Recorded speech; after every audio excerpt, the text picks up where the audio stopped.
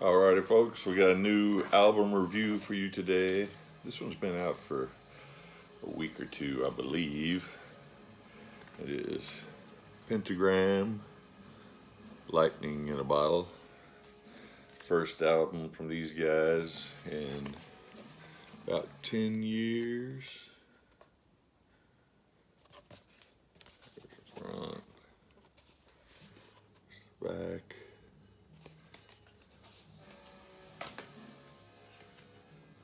Band images.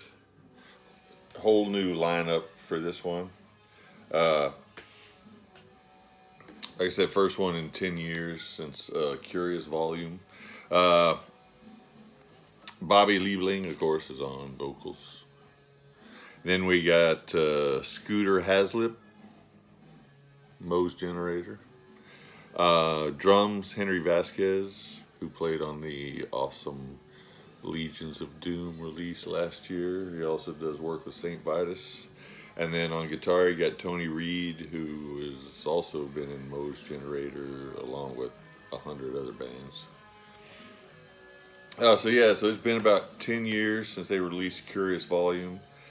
I'll start off by saying this one, I like this one better than Curious Volume. I wasn't that thrilled with Curious Volume. That one was more stoner rock. This one's more stoner doom. They have moved away from their pure doom sounds of the 80s, but there's still plenty of doom material here for people to enjoy. The first track's called Live Again. Starts off with crushing doom riff. Classic Pentagram. It's got heavy Iommi guitar influence on it. I love the lyric in here. It's walking the tightrope, never gonna fall, like a cat with Maine Coon paws. Thought that was a good line. Then we got In the Panic Room. Classic 70s riff on this. Almost kind of Thin Lizzy-ish. There's a nice guitar solo in this one. I Spoke to Death is his third song. Another great line in this one. I spoke to death last night. He wore a nightmare gown, and when I spoke your name, he turned his eyes to the ground. Henry Vasquez doing his Bill Ward drumming all through this song, all over the album, really. He's definitely a disciple of Bill Ward. Drum fills everywhere. It's got some groovy, tasty guitar work, a little doom flair in there. Then you got Dull Pain, mid-paced cruncher. Nice guitar work in this one. Lady Heroine is your fifth song. It almost has a Caius intro. You could easily hear Caius playing this song. Then it slows down in tempo. It almost has like a psychedelic feel, and which lasts for a good majority of the song, I would say, before it goes into this like Pink Floyd plays doom outro. So that's a good tune. Another one of the standout tracks on there, on this album. I'll Certainly See You in Hell. 2 minutes. Heavy Iron Butterfly influence to my ears, which is funny considering that it's only 2 minutes long, the shortest song on the album. And Iron Butterfly was not known for short songs, but it's got a nice 60s, 70s type guitar soloing in it. And then next up you got Thundercrest. Almost has an Alice in Chains type riff with he really has like a clutch type vocal delivery on this song. Solve the Puzzle. It's got a good riff, kind of a Soundgarden intro.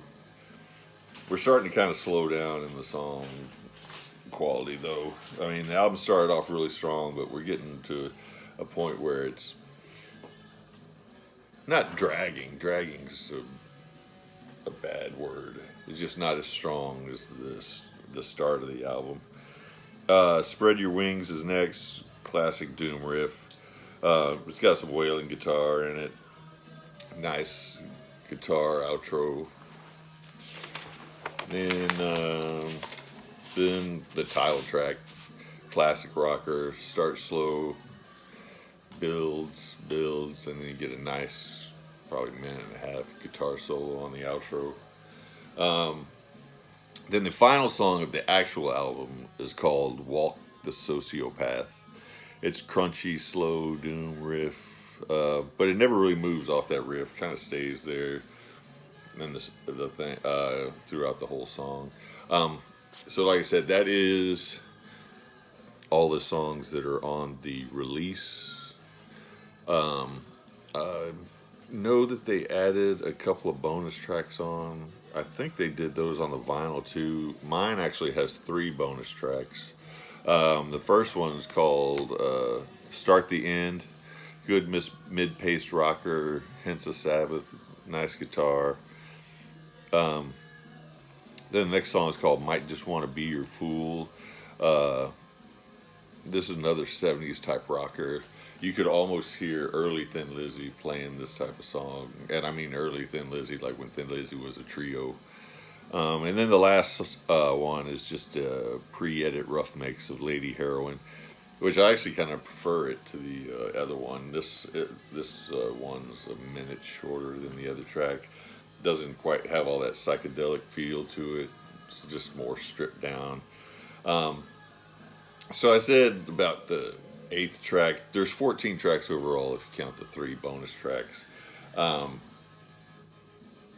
So 11 on the regular album. I would say about the 8th song, it starts losing. 7th, 8th song starts losing steam. I mean, it kind of comes back around for the final 2 tracks. I'm talking on the regular album, not the bonus tracks. They're still not quite as strong as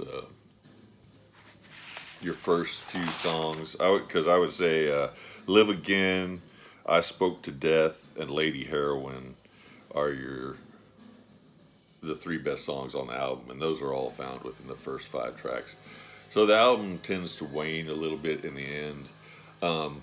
It's still a really solid album. I like it better than Curious Volume myself. Like I said, it's more stoner doom than stoner rock, which I think Curious Volume was more stoner rock. And if it's Pentagram, I want some doom in there. Like I said, it is 52 minutes long, so that's running a little long for an album. I think if they would have whittled it down a couple songs, brought it in. Of course, Pentagram doesn't really have that many long songs. There's a couple songs on here that are closing in on 5 minutes. There's Lady Heroin's like 5.5 minutes, and then all the others are around the 3.5 minute range. But like I said, it's a good, solid album. I heard that track, the kickoff track, Live Again, and I immediately said, oh man, this already sounds better than Curious Volume to me, so I'm going to grab it. So I did. I'm going to give it a solid 7.75 out of 10. It's a good album. It's got many plays from me already. I probably played it at least half a dozen times, if not more. So if you guys like Pentagram, might want to check this one out. Lightning in a Bottle, 7.75 out of 10. All right, you guys have a good one.